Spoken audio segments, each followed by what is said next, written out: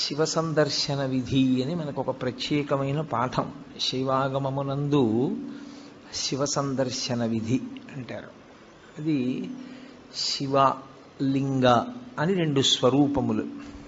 శివ అంటే మంగళం, భద్రం, శోభనం, కళ్యాణం, క్షేమం, అంతా మీకు మంగళప్రదమైనటువంటివి కటాక్షించగలిగినటువంటి శక్తి స్వరూపమునకు శివ అని పేరు. అందుకే శివునకు అమంగళమునకు సంబంధం ఉండదు. అసలు ఆయన ఎన్నడూ అమంగళము చేయువాడు కాడు. ఎప్పుడూ మంగళం చేసేవాడెవరో, ఎప్పుడూ భద్రాన్ని చేకూర్చేవాడెవరో, ఎవరి అనుగ్రహం చేత శుభ పరంపర మనకి కలుగుతుందో అటువంటి మహానుభావుణ్ణి శివ అని సంకేతిస్తాం. శివునకు ఒక రూపము కాదు. యథార్థమునకు అసలు పరమేశ్వరుడికి ఒక రూపం ఉంటే కదూ, కోటేశ్వరరావు అంటే ఏదో ఒక రూపంతో ఉంటాడు. పరమేశ్వరుడికి అలా ఒక రూపం ఉండదు. ఆయన చేసినటువంటి చేష్టితముల వలన భక్తులను అనుగ్రహించాలనేటటువంటి ఆయన యొక్క కారుణ్య తీవ్రత వలన ఆయన అనేక రూపములను ధరిస్తాడు. అందుకని లీలారూపములు అని పిలుస్తారు. అవి 63 లీలారూపములు ఉన్నాయి పరమశివుడికి.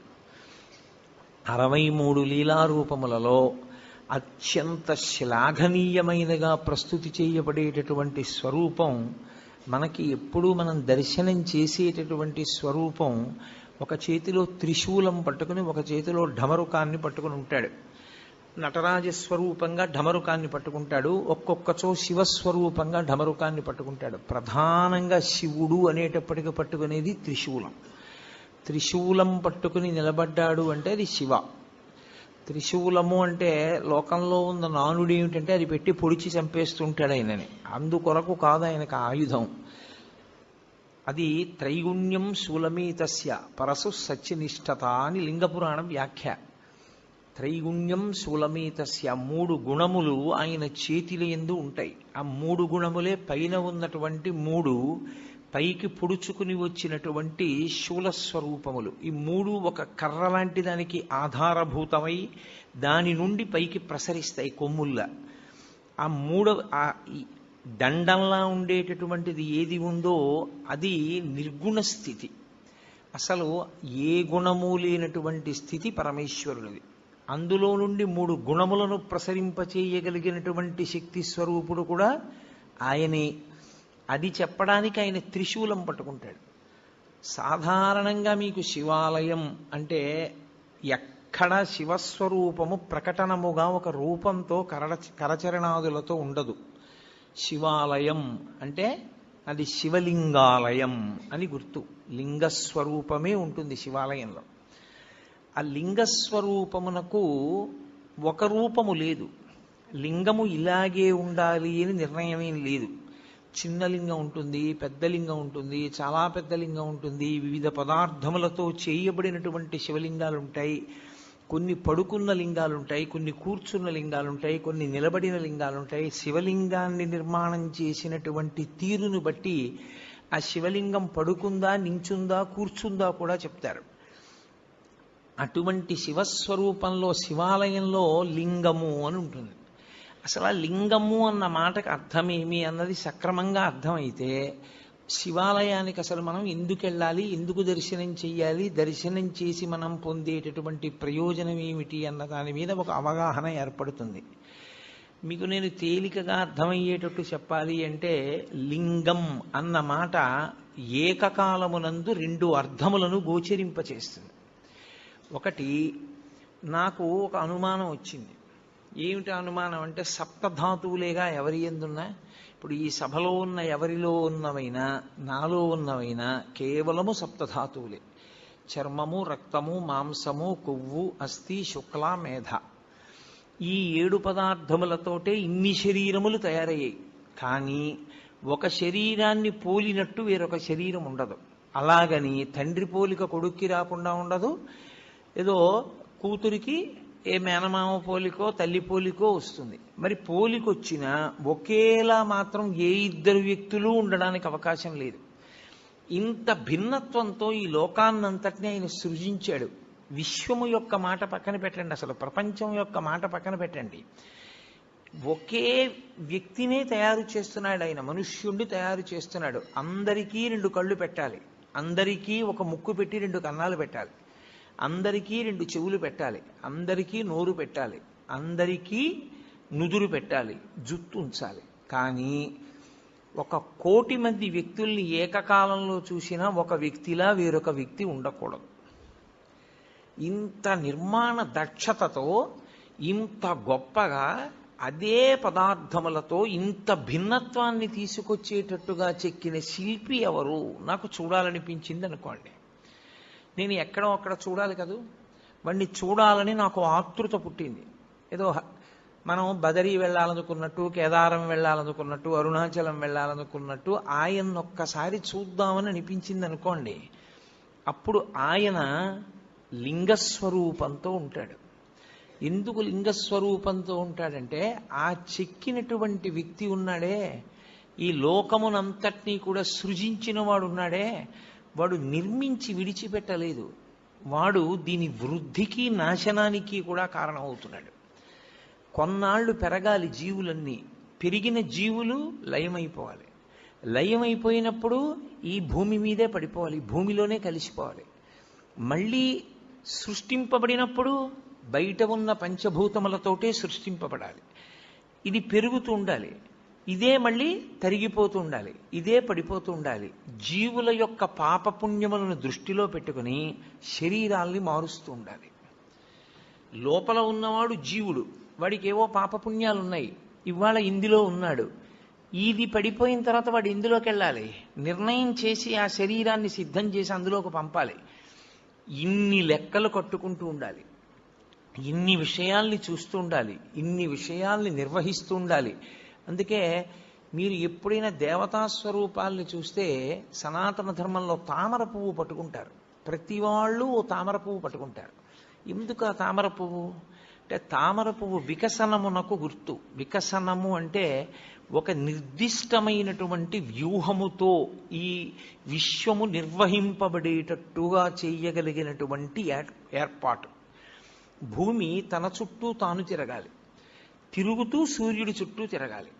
భూమి తన చుట్టూ తాను తిరుగుతున్నప్పుడు ఒకే వేగంతో తిరగాలి, 24 గంటల్లో పూర్తి చెయ్యాలి. సూర్యుడి చుట్టూ తిరిగితే ఋతువులు ఏర్పడాలి, తన చుట్టూ తాను తిరిగితే రాత్రింబవళ్ళు ఏర్పడాలి. నక్షత్రములు భూమి కన్నా 1,00,00,000 రెట్ల పెద్దవైన మిణుక్కు మిణుక్కుమంటూ అంత దూరంలో అలాగే ప్రకాశిస్తూ ఉండాలి, స్వయం ప్రకాశకములై. భూమి లోపల ఎన్ని భోగ్య వస్తువులను దాచుకున్నా ఎంత ఉందో, ఎంత తవ్వుతున్నామో, ఎంత ఇస్తోందో, ఇంకా ఎంత మిగిలిందో ప్రపంచంలో తెలుసుకోగలిగినటువంటి వాడు లేడు. భూమి లోపల ఇంత ఖనిజ సంపద ఉంది, ఇంత వాడాం, ఇంకా ఇంత మిగిలింది చెప్పగలిగిన వాడు ప్రపంచంలో ఎవ్వడూ లేడు. ఎంత ఉందో తెలియదు, ఎంత తీస్తున్నామో తెలియదు, ఎంత ఖర్చు పెడుతున్నామో తెలియదు. ఇంత దాచిన వాడెవరు? అదిగో ఇవన్నీ నిర్వహిస్తున్నవాడున్నాడే, వాడు పరమేశ్వరుడు అని పేరు. ఆ పరమేశ్వరుణ్ణి చూడాలనేటటువంటి కుతూహలం కలిగినటువంటి వాడు ఆలయ ప్రవేశం చేసినప్పుడు లింగముగా దర్శనమిస్తాడు. లింగము అంటే గుర్తు. దేనికి గుర్తు? నీకు కలిగిన ఆర్తికి జవాబు చెప్పటానికి గుర్తు. అందుకే శివాలయంలోకి ఎందుకు వెళ్ళాలి అంటే, నీకు ఆర్తి కలిగితే వెళ్ళాలి. ఏ ఆర్తి కలిగితే వెళ్ళాలి అంటే, నీకు అసలు ఈ విశ్వాన్నంతటినీ నిర్మించి నిర్వహించి లయం చేస్తున్న వాణ్ణి చూడాలి అని నీకు అనిపిస్తే అప్పుడు శివాలయంలోకి వెళ్ళాలి. ఆ వెళ్ళినప్పుడు నీకు కలిగేటటువంటి అనుభూతి వేరు, అది లేకుండా శివాలయంలో ప్రవేశిస్తే ఉండేటటువంటి స్థితి వేరు. అందుకే లింగం నీకు కలిగిన ఆర్తికి జవాబు కాదు. పరమేశ్వరుడి వైపు నుంచి చూసినప్పుడు పరమేశ్వరుడికి అసలు రూపం ఏమిటి? ఈ రూపంతో ఉంటాడు పరమేశ్వరుడు, ఇంతే, ఇలాగే ఉంటాడు, ఇంకింతకన్నా భిన్నంగా ఉండడు అని నేను అన్నాను అనుకోండి, తప్పది. అసలు ఈశ్వరుడికి ఆకృతి లేదు. కొంచెం నేను దగ్గరికి తీసుకొచ్చి చెప్పాలి అంటే, యథార్థం అవుతుందని చెప్పలేను, దగ్గరికి తీసుకొచ్చి చెప్పాలంటే ఆయన మేలిమి బంగారము వంటివాడు. ఇప్పుడు ఆ బంగారంతో మీరు గొలుసు చేయించుకోవచ్చు, కేయూరం చేయించుకోవచ్చు, కంకణం చేయించుకోవచ్చు. అది నామరూపములుగా మీ ఇష్టాన్ని బట్టి మారుతుంది. కానీ అసలు పరమేశ్వరుడు ముద్ద బంగారం, దానికి ఏం రూపం లేదు, మీరు మార్చుకున్నారు. భగవంతుడు నాకు ఈ రూపంతో కనపడాలని ఆర్తి పొందినటువంటి భాగవతుల యొక్క కోరిక తీర్చడానికి ఆయన ఒక రూపాన్ని పొందాడు తప్ప ఆయనకంటూ అసలు రూపమే లేదు. ఆయన నిర్గుణుడు. అందుకే వేదాంత డిండిమం చేస్తూ శంకరాచార్యులు వారు అంటారు, పీఠం అంబమయం సర్వం శివలింగైశ్చ చిన్మయం సాకారంచ నిరాకారం నిర్గుణంచ గుణాత్మకం తత్వం తత్పరమం బ్రహ్మ ఇది వేదాంత డిండిమహ అంటారు. ఆయన నిర్గుణంలోంచి సగుణంగా వస్తాడు, కంటికి కనపడే రూపంలో వస్తాడు. ఎందుకు అలా రావాలి అంటే ఏదో ఒక రూపంలో రావాలని కోరుకున్న భక్తుడు ఒకడున్నాడు, వాడి కోసం రూపం దాల్చాడు.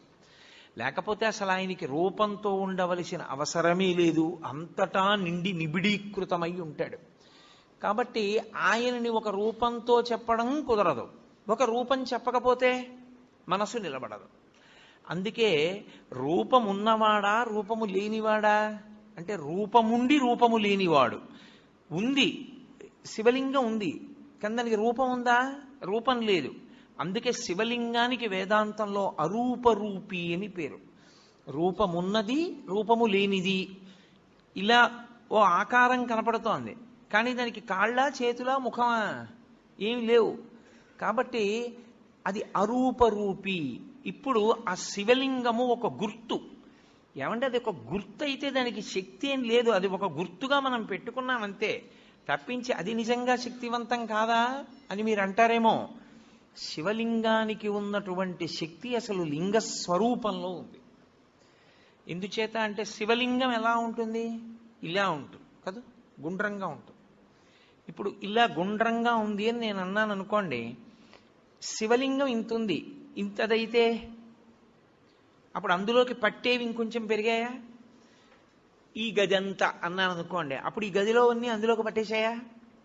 గుంటూరంతా అని తిప్పాను అనుకోండి, గుంటూరంతా లింగంలో ఉందా? కాదు. ఆంధ్రదేశం అంతా అని తిప్పాను అనుకోండి, ఆంధ్రదేశం అంతా అందులో ఉందా? అలానే తిప్పుతూ ఈ బ్రహ్మాండం అంతా అన్నాను అనుకోండి, ఇప్పుడు ఈ బ్రహ్మాండం అంతా ఎందులో ఉంది? అందులోనే ఉంది. అంతా ఎందులో ఉందో అది లింగం, అంతా ఎందులో పెరుగుతోందో అది లింగం, అంతా ఎందులోకి కలిసిపోతోందో అది లింగం.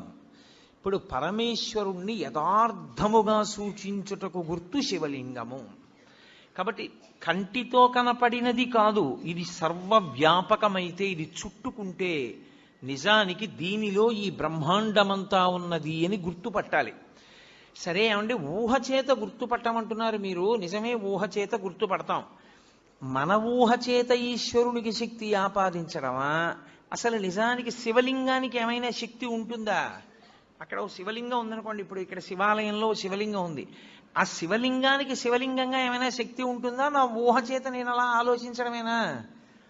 అంటే శివలింగమునకు 5 ముఖములు ఉంటాయి, 5 ముఖములతో ఉంటుంది. ఏది ముఖము అంటే మీరు ఎటు విభూతి రాసి బొట్టు పెడితే అది ముఖం. 5 ముఖములు అని ఎందుకంటారంటే తూర్పు, పడమర, ఉత్తరం, దక్షిణం 4 వైపులా 4 ముఖాలతో చూస్తాడు. పైకి ఒక ముఖంతో చూస్తాడు. 5 ముఖాలు, 5 ముఖాలతో ఉంటాడు కాబట్టే పంచాస్యుడు అని పేరు. ఇందులో గమ్మత్తు ఏమిటంటే 5 ముఖాలతో ఉండి ఏం చేస్తుంటాడు? 5 వైపులా చూస్తూ ఉండడమేనా ముఖంతో? కాదు.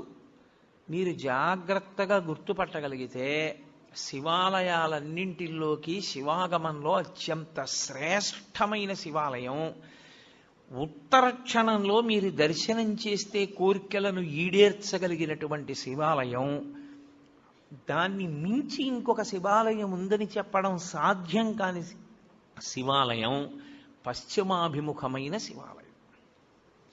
అంటే మీరు లోపలికి ప్రవేశించినప్పుడు ఆలయంలో శివలింగం పశ్చిమ ముఖాన్ని చూస్తే దాన్ని సద్యోజాత శివాలయము అంటారు. అది సద్యోజాత ముఖంతో చూస్తోంది. అది శివాగమంలో అన్ని శివాలయాల్లోకి శక్తివంతమైన శివాలయం అదే. ఈశ్వరుడు తూర్పుకి ఒక ముఖంతో చూస్తాడు, దాన్ని తత్పురుష ముఖము అంటారు. ఇప్పుడు ఇక్కడ ఉండే శివాలయంలో ఉండే శివలింగం తూర్పుని చూస్తోంది. తూర్పుని చూస్తోంది అంటే దాని ఉద్దేశ్యం ఏమిటంటే మీరు లోపలికి వెడుతున్నప్పుడు దేవాలయం కట్టినప్పుడు రాజద్వారానికి ఎదురుగుండా దాని ముఖం తూర్పు వైపుకుంటుంది. తత్పురుషము అంటారు. ఈ తత్పురుషం వైపు చూసేటటువంటి ముఖం, తత్పురుషమని పేరున్న ముఖం తూర్పుకి చూస్తే అది తిరోధానాన్ని చేస్తుంటుంది. తిరోధానము అన్న మాటకు అర్థం ఏంటంటే చీకటిలో ఉంచుతూ ఉంటాడు. ఆ ముఖంతో తెలియనివ్వడు. మాయాస్వరూపుడై లోకమునకు జ్ఞానము లేకుండా చెయ్యగలిగినటువంటి ముఖమునకు తత్పురుష ముఖమని పేరు. అది మాయ కమ్మిస్తూ ఉంటుంది అందరి మీద. నేను దాని గురించి మీతో బాగా ప్రస్తావన చేసే ప్రయత్నం 5వ ముఖం చెప్పినప్పుడు చెప్తాను. అప్పుడు మీకు తేలికవుతుంది. ఒక శివాలయంలో ప్రదక్షిణానికి మీరు వెళ్ళినప్పుడు మీరు మిగిలిన శివాలయాల్లో మిగిలినటువంటి ఆలయాల్లో ఎలా ప్రదక్షిణం చేస్తారో అలా చెయ్యడాన్ని అంగీకరించదు శైవాగమం. అసలు దక్షిణం అన్న మాట ఎక్కడి నుంచి వచ్చింది అని అడిగారు. మనుష్యుడు తూర్పు దిక్కుకి తిరిగి కూర్చుంటే ఆయనకి కుడి చేతి వైపుకి ఉన్నది ఏదో అది దక్షిణం. అందుకే దక్షిణ దిశ అంటారు. ఆయన దక్షిణ హస్తంతో ఇచ్చాడండి అంటారు. దక్షిణ దిక్కన్న పేరు ఎందుకు వచ్చిందంటే మనందరం తూర్పుకి తిరిగే కూర్చుంటాం. ఏ కార్యం చేసినా తూర్పుకి తిరిగి కూర్చోండి అంటారు. తూర్పుకు తిరిగి కూర్చున్నటువంటి వ్యక్తికి కుడి చేతి వైపుకి వస్తుంది కాబట్టి ఆ దిక్కుకి దక్షిణ దిక్కని పేరు. ఇప్పుడు మీరు తూర్పు ముఖంగా ఉన్న శివాలయంలోకి ప్రవేశించి నమస్కారం చేస్తే గృహస్థు ఒకలా ప్రదక్షిణం చెయ్యాలి, బ్రహ్మచారి ఒకలా ప్రదక్షిణం చెయ్యాలి, సన్యాసి ఒకలా ప్రదక్షిణం చెయ్యాలి. ముగ్గురు శివాలయానికి ఒకలా ప్రదక్షిణం చేయడానికి వీల్లేదు. గృహస్థు సవ్యాపసవ్యం చెయ్యాలి, బ్రహ్మచారి పూర్ణ ప్రదక్షిణం చెయ్యాలి, సన్యాసి అపసవ్య సవ్యం చెయ్యాలి. సవ్యాపసవ్యము అంటే గృహస్థ అయితే ఎడంచేతి పక్క నుండి తిరగాలి. ఎంతవరకు తిరగాలి? సోమసూత్రము కనపడే పర్యంతమే తిరగాలి. సోమసూత్రం అంటే శివాలయంలో అభిషేకం చేసిన తీర్థం బయటికి వెళ్ళిపోయేటటువంటి మార్గం. ఆ మార్గం కనపడుతోందనుకోండి, అభిషేక తీర్థం వెళ్ళడం కనపడుతోందనుకోండి, ఇక దాన్ని దాటకూడదు. గృహస్థు అక్కడ వరకే వెళ్ళి వెనక్కి తిరిగిపోవాలి. ఎక్కడ వరకు మళ్ళీ వెనక్కి తిరగాలి అంటే చండీశ్వర స్థానం వరకు తిరగాలి. చండీశ్వర స్థానం వరకు వెనక్కి వచ్చి మళ్ళీ వెనక్కి తిరిగి శివాలయంలోకి వెళ్ళాలి. అది గృహస్థు ప్రదక్షిణ. బ్రహ్మచారి అయితే ఇప్పుడు నేను నా కొడుకు కలిసి శివాలయంలోకి వెళ్ళాము. సోమసూత్రం పైకుంది. నేను ఈ గుళ్ళోకే వచ్చాను అనుకోండి, కాసేపు తూర్పు ముఖంగా ఉన్న ఆలయానికి నమస్కారం చేసి ఎడం వైపు నుంచి వెళ్ళి ఎడమవైపు నుంచి నేను గుడికి ఇలా తిరిగాను. ఎడం వైపుకి గుడి ఎటుంటుంది? నా కుడి భుజం వైపుకుంటుంది. అంటే పూజనీయమైనవి కుడి భుజం వైపుకి ఉంచి ప్రయాణం ప్రారంభిస్తే ప్రదక్షిణం చేశాడంటారు. కుడి భుజం వైపుకు ఉంచి తిరుగుతున్నాను. చండీశ్వరుడి సోమసూత్రం వరకు వచ్చాను. బయటకుంది సోమసూత్రం, కప్పేసి లేదు. ఇక్కడ దేవాలయంలో కప్పబడి ఉంటుంది, పైకి తెలియదు సోమసూత్రం. పైకి ఉందనుకోండి, నేను ఇక దాటకూడదు గృహస్థుని, నాకు వివాహం అయిపోయింది. అప్పుడు నేను వెనక్కి వెళ్ళిపోవాలి. వెనక్కి వెళ్ళి మళ్ళీ తిరిగి చండీశ్వర స్థానం దగ్గరికి రావాలి. నా కొడుకు వాడు బ్రహ్మచారి, వాడికి పెళ్ళి అవ్వలేదు ఇంకా, వాడు సోమసూత్రం దాటచ్చు. వాడు సోమసూత్రం దాటి గుండ్రంగా తిరిగి శివుడికి ఎదురుగుండా వస్తాడు. నేను సోమసూత్రం దాకా వెళ్ళి వెనక్కి వెళ్ళి చండీశ్వరుణ్ణి చూసి చండీశ్వరుడి దగ్గర నుంచి మళ్ళీ తిరిగి శివలింగం దగ్గరికి వస్తాను. నాకు అది ప్రదక్షిణం, బ్రహ్మచారికి అది ప్రదక్షిణం. సన్యాసి వస్తే సన్యాసి సవ్యం చేయకూడదు, ఇలా ఎడం పక్క నుంచి వెళ్ళకూడదు, కుడి పక్క నుంచి తిరిగి పూర్ణ ప్రదక్షిణం చెయ్యాలి. శైవాగమం అలాగే చెప్పింది, అలాగే చెయ్యాలని చెప్పింది. కాబట్టి శివాలయంలో ప్రదక్షిణము అందరికీ ఒక్కలా ఉండదు. శివాలయంలో ప్రదక్షిణం చేసేటప్పుడు పదఘట్టన వినపడకూడదు. మీ అడుగుల చప్పుడు కాని వినపడిందా ప్రదక్షిణం చేసేటప్పుడు మహాపాపం వేస్తారు ఖాతాలో. పాదాల చప్పుడు వినపడకుండా ప్రదక్షిణం చేస్తే పరమశివుడు అంత ప్రసన్నుడవుతాడు. శివాలయంలో ప్రదక్షిణం చేత వచ్చేస్తుందంతే శక్తి అంతా. ఎలా ప్రదక్షిణం చెయ్యాలని అడిగారు. నిండు గర్భిణి ఇంకొక గంటలోనో 2 గంటల్లోనో ప్రసవం అవుతుంది. కిందంతా బిందెతో నూనె పోసేశారు. ఆమెకు ఒక పెద్ద బింది ఇచ్చి నీళ్లు చంకలో పెట్టారు, డొక్కలో. ఆమె పట్టుకుంది. ఇప్పుడు ఆ నూనె ఒలికిపోయిన నేల మీద నడుస్తోంది. ఆమె ఎంత పరాకుగా అడుగు వేసి నడుస్తుందో ప్రదక్షిణ సమయంలో అంత పరాకుగా అడుగు వేసి నడవాలి, చప్పుడు రాకుండా. అదే ఉపమానాన్ని వాడింది శైవాగమం. యథాతథంగా మీకు నేను ఆ ఉపమానాన్ని అందించాను. అంత మెల్లగా పదఘట్టన లేకుండా తిరగవలసి ఉంటుంది. అందుకే అడుగడుగు ప్రదక్షిణం అంటారు. ఇలా అడుగు వేసి దాని ముందుకు తెచ్చి అడుగు వేస్తారు, మళ్ళీ అడుగు వేస్తారు. నిశ్శబ్దంగా ప్రదక్షిణం చేయాలి. శివాలయంలో ప్రదక్షిణం చేస్తూ ఏమీ మాట్లాడకూడదు. అసలు శివాలయంలోకి వెళ్ళి లింగాన్ని చూడడం కాదు. మీరు శివాలయంలో శివుడు 8 రూపాలతో ప్రకాశిస్తూ ఉంటాడు. ఇప్పుడు ఈ 8 శివస్వరూపాలే. శివాలయం యొక్క గోడ కనపడింది అనుకోండి, శివుడు కనపడినట్టు. అందుకే పూర్వం ధ్వజం ఎంత దూరం కనపడుతుందో అంత దూరము చెప్పులు విప్పి మేళతాళాలు మోగించేవారు కాదు. అలా ఊరేగింపు వెళ్ళిపోతుంది అనుకోండి, ఏదో పెళ్లి ఊరేగింపు, దేవాలయానికి ధ్వజం కనపడితే ఇక ఆ ధ్వజం కనపడినంత దూరం మేళతాళాలు మోగించేవారు కాదు. ఎందుకంటే ఈశ్వరోత్సవం అయితేనే మోగించాలి. శివుడే లెక్క ఆ గోడ. ఆ గోడ దగ్గరికి వెళ్ళి నువ్వు ఏదైనా చెయ్యకూడని పని చేస్తే శివలింగం మీద చేసినట్లే లెక్కలో కడతారు శాస్త్రంలో. అందుకే అన్ని ప్రాకారాల నిర్మాణం అందుకు చేసేవారు, రక్షించడానికి.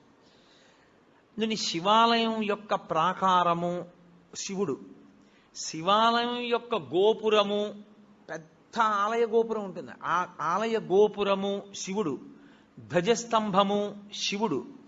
మీరు లోపలికి వచ్చిన తర్వాత శివలింగం ఉన్నటువంటి ఆలయ గోపురము శివుడు, లోపల ఉన్న శివలింగము శివుడు, అర్చక స్వామి శివుడు, చండీశ్వరుడు శివుడు, బలిపీఠము శివుడు. 8గా ఉంటాడు శివుడు. ఈ 8లో మీకు ఏది కనపడినా మీకు శివదర్శనమైనట్టు లెక్క. నేను గోడ ఒకటే చూశాననుకోండి, నేను శివదర్శనం చేసినట్టు. నేను ధ్వజం వంక చూశాననుకోండి, నాకు శివదర్శనం అయిపోయినట్టు. నేను గోపురం చూశాననుకోండి, నేను శివదర్శనం చేసేసినట్టు. నాకు అర్చకుడు కనపడ్డాడనుకోండి, శివదర్శనం చేసినట్టు. చండీశ్వర స్థానం దగ్గరికి వెళ్ళాడనుకోండి, శివదర్శనం చేసినట్టు. ఈ 8 చూశాడనుకోండి, పూర్ణంగా శివదర్శనం చేసినట్టు. ఎందుకంటే శివతత్వము ఎప్పుడూ అష్టమూర్తి తత్వంగానే వెడుతుంది. 8 అంకెకి కట్టుబడాలి శివతత్వం. అందుకని ఈ 8 యందు పరమశివుని యొక్క తేజస్సు ఉంటుంది. శివుడే 8గా ఉంటాడు. ఈ 8లో మీరు ఏది దర్శనం చేసినా శివాలయంలో శివదర్శనము చేసినట్లే. కాబట్టి ఇప్పుడు తూర్పున ఉన్నటువంటి ముఖం తత్పురుష ముఖం. ఈ తత్పురుష ముఖం వాయువు మీద అధిష్టానంగా ఉంటుంది. ఉండి లోకమునంతటినీ తిరోధానం చేస్తూ ఉంటుంది. తిరోధానము అన్న మాటకు అర్థం మీకు నేను బాగా తర్వాత చెప్తాను. మీరు ప్రదక్షిణం చేస్తూ ఇలా ఎడం పక్కకు వస్తే దక్షిణ దిక్కు వస్తుంది.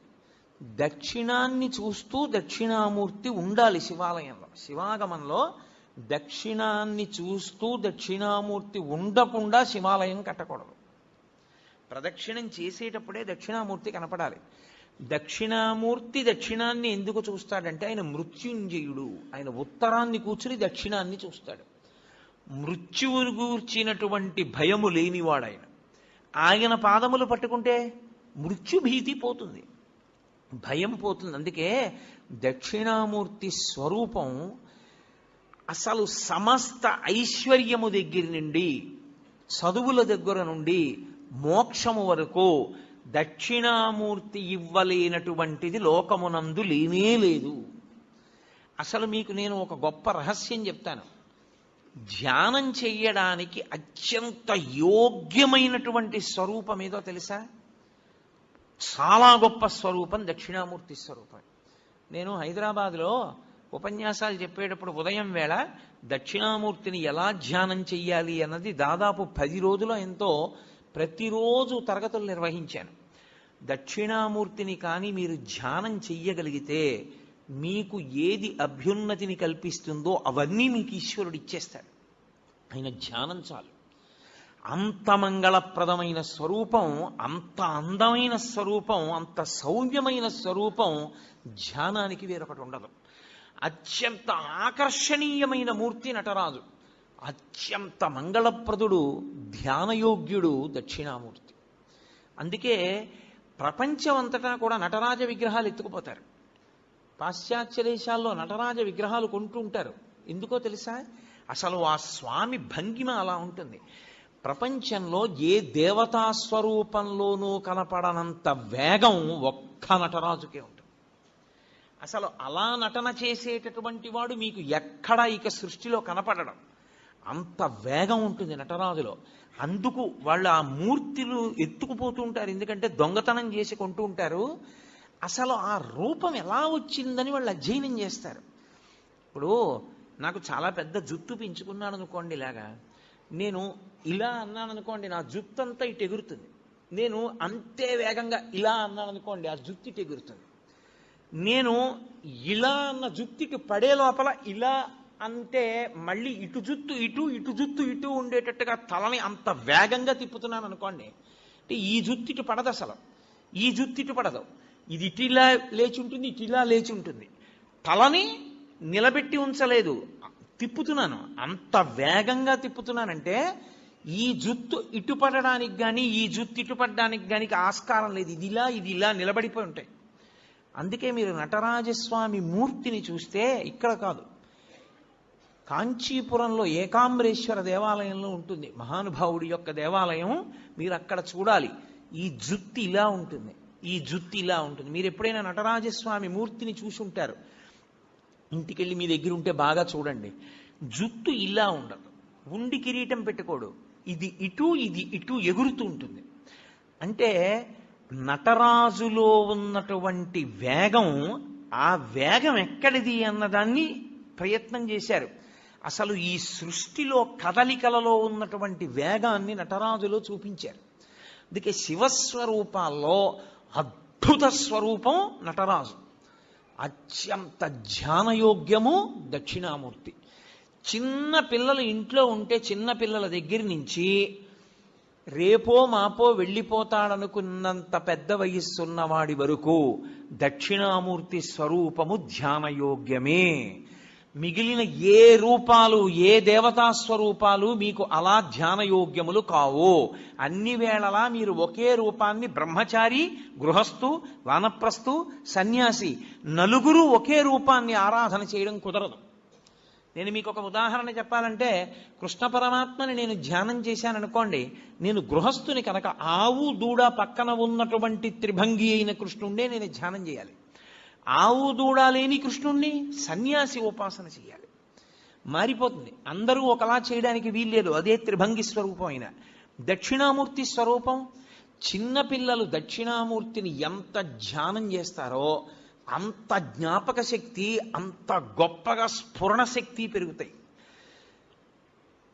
ఐశ్వర్యం కావాలనుకున్నవాడు దక్షిణామూర్తిని రోజు ధ్యానం చేస్తే అంత ఐశ్వర్యం. ఆరోగ్యం కావాలనుకున్న వాడికి ఆరోగ్యం, జ్ఞానం కలగాలనుకున్న వాడికి జ్ఞానం. నేను మీకు యథార్థం చెప్పాలంటే, మీకు ప్రతిరోజు 1-2 నిమిషాలు దక్షిణామూర్తిని ధ్యానం చేయడం అలవాటైతే మోక్షము కరతలామలకము. అంత్యమునందు పరమేశ్వరుడే మీకు జ్ఞాపకం వచ్చి మోక్షానికి ఎడతాడు. అంత గొప్ప స్వరూపం దక్షిణామూర్తి స్వరూపం.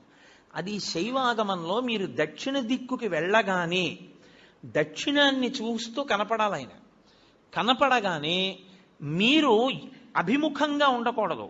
మీరు ఇటు పక్కకెడితే తూర్పు ముఖం చేస్తారు.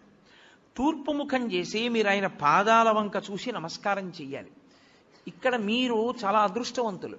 ఇక్కడ ఉన్నటువంటి శివాలయంలో ఆగమానికి సరిపోయేటట్టుగా అద్భుతమైనటువంటి దక్షిణామూర్తి స్వరూపం ఆ శివాలయానికి ప్రదక్షిణం చేసేటప్పుడే దక్షిణంలో ఉంది. చాలా శివాలయాలు ఇవాళ రేపో కడుతున్నటువంటి శివాలయాలలో అసలు ఆ వైభవం లేదు. అంత గొప్ప స్వరూపం దక్షిణామూర్తి స్వరూపం. ఈ దక్షిణ దిక్కుకి చూసేటటువంటి మూర్తి దక్షిణామూర్తిగా మనని చూడమని చెప్తారు. అన్నీ మీకు ఇస్తాడు. కానీ శివలింగం యొక్క దక్షిణానికి చూసేటటువంటి ముఖానికి అఘోరమని పేరు. అది అగ్నిహోత్రానికి అంతటికి అధిష్టానమై ఉంటుంది. ఉండి ఈ సమస్త ప్రపంచాన్ని లయం చేసేది అదే. అందరు జీవుల్ని పడగొట్టి తనలో కలుపుకునేటటువంటి తత్వమున్నటువంటి పరమేశ్వర స్వరూపం దక్షిణాన్ని చూసేటటువంటి అఘోర స్వరూపం. అందుకే శివాలయానికి ప్రదక్షిణం చేస్తే నియమం వేరు. మీరు ఏదో ఇలా తిరగడానికి వీల్లేదు శివాలయంలో. ఇప్పుడు మీరు ఇక్కడున్న శివాలయంలోకే వెళ్ళారనుకోండి, మీకు బాగా అర్థమయ్యేట్టు నేను చెప్పాలంటే, మీరు లోపలికి వెళ్ళి చూడగానే చేతులు జోడించి ఓం తత్పురుష ముఖాయ నమః అనాలి. ఒకవేళ భక్తులకి ముఖాలు తెలియవేమోనని బోర్డు పెడతారు. అందుకే అసలు శివాలయంలో బోర్డు ఉండాలి. లేకపోతే మీకు ముఖాల పేర్లు ఎలా గుర్తుంటాయి? గుర్తుండవు. గుర్తుండాలి. ఉండని వాడికి సౌలభ్యం కోసం బోర్డు పెడతారు. బోర్డు పెడితే ఓం తత్పురుష ముఖాయ నమః అని నమస్కారం చేసి మెల్లగా దక్షిణానికి వెళ్ళాలి. మళ్ళీ అభిముఖంగా పై చూసి ఓం అఘోర ముఖాయ నమః అనాలి. ఎవడు అలా అంటూ ప్రదక్షిణం చేస్తుంటాడో వాడు మళ్ళీ పుట్టవలసిన అవసరం లేని రీతిలో జ్ఞానం ఇచ్చి కలుపుకుంటాడు. అందుకని దక్షిణామూర్తి ఉంటారు దక్షిణానికి. లేకపోతే ఆయన లోకాన్నంతటిని లయం చేసి మళ్ళీ పునర్జన్మలిచ్చే స్వరూపమై ఉంటాడు. అందుకే అగ్నికి అధిష్టానమై ఉంటాడు. మీరు దక్షిణాన్ని దాటి పశ్చిమానికి వచ్చారనుకోండి, శివాలయంలో ఆగమం ప్రకారం ఏమిటంటే పశ్చిమ దిక్కున సుబ్రహ్మణ్యేశ్వరుడు ఉండాలి. ఉండి పశ్చిమానికి వెడితే మళ్ళీ మీరు గుడికి ఎదురుగుండా నిలబడాలి. ఆ గుడి యొక్క గోడకి ఎదురుగుండా నిలబడి ఓం సద్యోజాతముఖాయ నమః అనాలి. సద్యోజాతము అనబడేటటువంటి ముఖం పశ్చిమ దిక్కుని చూస్తూ ఉంటుంది. ఆ పశ్చిమ దిక్కుని చూసేటటువంటి సద్యోజాత ముఖము పృథివికి అధిష్టానమై ఉంటుంది. అది సృష్టికంతటికీ కారణం అదే.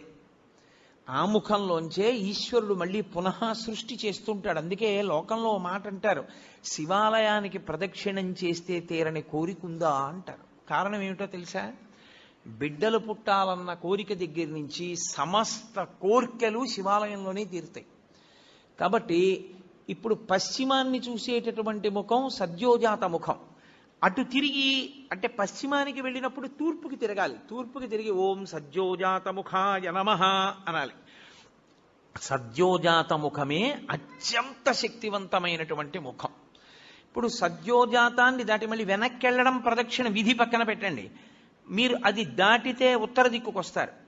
ఉత్తర దిక్కుకు వచ్చినప్పుడు మళ్ళీ శివాలయం గోడకి ఎదురుగుండా నిలబడాలి. నిలబడి ఓం వామదేవాయ నమః అనాలి. వామదేవుడు అంటే ఎవరు అన్నది శివమహాపురాణం చెప్పింది. ఏమ్మా పిల్లని కాసేపు బయటికి తీసుకెళ్ళకూడదా? ఎందుకమ్మా పిల్ల ఎందో ఏదో మాట్లాడుతూ ఉంటుంది, చిన్నపిల్ల దానికి ఏం తెలుసు, కాసేపు బయటికి తీసుకెళ్ళండి. శివమహాపురాణం ఆ ఉత్తర దిక్కున ఉండేటటువంటి శివుడి ముఖాన్ని వామదేవ ముఖము అని పిలిచింది. దాని గురించి మాట్లాడుతూ మంగళాయతనం దేవం యువానమతిమంగళం ధ్యాయేత్ కల్పతరోర్మూలే సుఖాసీనం సహోమయా అంటుంది లింగపురాణం. ఆ ముఖము నీటి మీద అధిష్టానం కాబట్టి అది ఏం చేస్తూ ఉంటుందంటే సమస్త మంగళములను మీకు కృప చేసేటటువంటి ముఖమదే. యథార్థమునకు అదే విష్ణు స్వరూపం, అదే విష్ణువు. అందుకే శివాలయంలోకి వెడితే అందరికీ నమస్కారం అయిపోతుంది.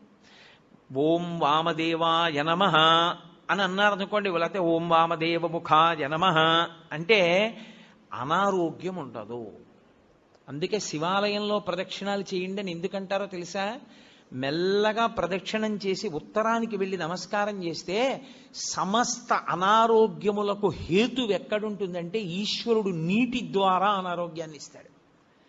అందుకే బ్రతుకుట అంటే నీటి వలననే, భోగము నశించుట నీటి వలననే, అనారోగ్యము నీటి వలననే.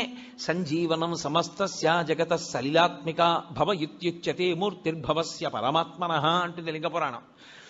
నీటి మీద ఆయన అధిష్టానం. మీకు అందుకే ఏదైనా ఊరు వెళ్ళారనుకోండి, నాకు అక్కడ కూర పడలేదండి అన్నావు, నాకు ఆ నీళ్లు పడలేదండి అంటాడు. అనారోగ్యమునకు కారణము నీరే, మనిషి పడిపోవడానికి కారణము నీరే. నీరు అంత శక్తివంతం.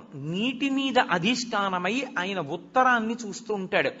ఆ ముఖానికి ప్రతిరోజు మీరు గోడవంక చూసి ఓం వామదేవ ముఖాయ నమః అన్నారనుకోండి, ఆయన మీకు ఏకకాలమునందు మూడిటిని కృప చేస్తాడు. ఒకటి, మీకు ఏదుందో దాన్ని ఉంచుతాడు, అది పాడైపోకుండా కాపాడతాడు.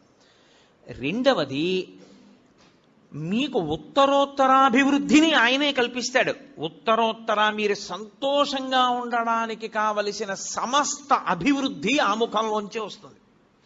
మూడు, వచ్చినటువంటి భోగస్థానములను మీరు అనుభవించడానికి వీలుగా దేహారోగ్యం ఉంచుతాడు. ఈ మూడు, ఇంగ్లీష్లో సస్టినెన్స్ అంటారు, స్థితి ఉంచుట. ఈ పదంలోకి వెళ్ళేటటువంటి సమస్తమైనవి కూడా వామదేవ ముఖంలోకే వెళ్ళిపోతాయి. వామదేవ ముఖంతో ఉన్న మూర్తిని పూర్తిగా చూడాలంటే మీరు పశుపతినాథ్ దేవాలయం ఎదురుగుండా ఉన్న గోడ పైన ఉన్నటువంటి శిఖరం దగ్గర చూడాలి. శివమహాపురాణంలో ఎలా చెప్పారో అలాగే కల్పవృక్షం కింద కూర్చుని ఎడమతొడ మీద పార్వతీదేవిని పెట్టుకుని ఎంత సంతోషంగానో ఎంత నవ్వుతూ ఉంటాడో. పరమశివుడు అంత ప్రసన్నుడై అంత నవ్వుతూ మీకు కనపడ్డం. వామదేవ ముఖంతో ఉండేటటువంటి పరమేశ్వరుడు అంత ప్రహృష్టవదనంతో ఉంటాడు. వెళ్ళి ఓం వామదేవ ముఖాయ నమః అంటూ ఉంటే చాలు, ఆయన ఎంతో ప్రీతి చెందుతాడు. తూర్పు ముఖాన్ని అలా ఉంచండి.